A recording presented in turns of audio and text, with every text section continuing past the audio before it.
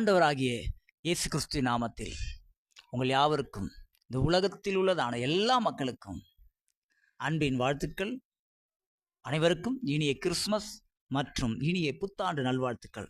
இந்த வருடம் முழுவதிலும் ஆண்டவருடையதான கிருபை உங்கள் ஒவ்வொருவரையும் மூடுவதாக. அவர் உங்களை விசாரிக்கிறவர். ஆகவே உங்கள் கவலைகள் எல்லாவற்றையும் அவர் மீது வைத்து விடுங்கள் என்று சொல்லி அவர் கேட்கிறார். 1 பேதுரு 5ஆம் அதிகாரத்திலே 10ஆம் வசனத்திலிருந்து அநேக ஆசீர்வாதங்களை அவர் நமக்கு தருகிறார். அவர் நம்மை சீர்படுத்தி, ஸ்திரப்படுத்தி, பலப்படுத்தி நிலைநிறுத்துவேன் என்று சொல்கிறார். அப்ப நம்ம ஏசப்பா மேல விசுவாசமா இருக்கணும், விசுவாசத்துல உறுதியா இருக்கணும், அதை பற்றி கொண்டிருக்க வேண்டும், பலத்த கைக்குள் அடங்கி இருக்க வேண்டும். அவர் வார்த்தையின் மீது எப்போது நம் நம்பிக்கையோடு கூட காணப்பட வேண்டும். அந்த 10 வசனத்துக்கு முன்னாடி இருக்கிறதான ஒரு 5 வசனங்களை நீங்கள் வாசித்து பாருங்கள்.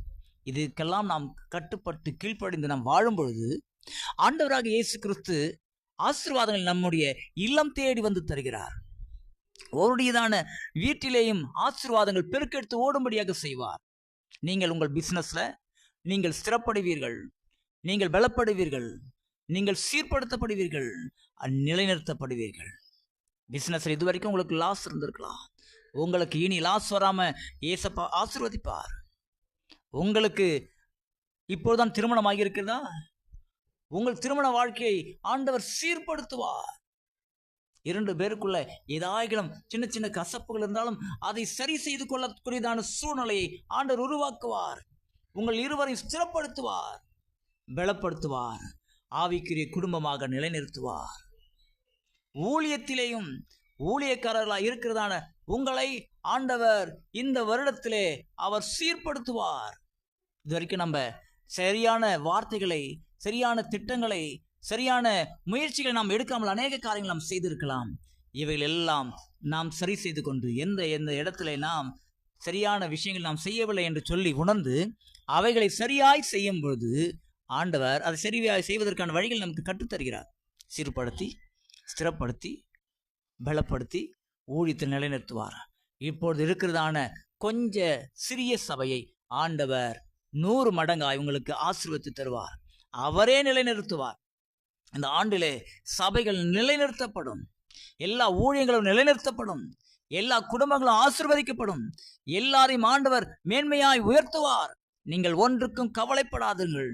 கர்த்தர் மேல் உங்கள் பாரத்தை வைத்து விடு, அவர் உன்னை ஆதரிப்பார். நீதிமானை ஒருபோதும் தள்ளாட விடமாட்டார். நீங்கள் கயிறு செய்யும் எல்லா வேளையிலும் அவர் ஆசீர்வதிப்பார். உபாகம் 28:1 நீங்கள் போகிலும் ஆசீர்வதிக்கப்பட்டிருப்பீர்கள், வருகிலும் ஆசீர்வதிக்கப்பட்டிருப்பீர்கள்.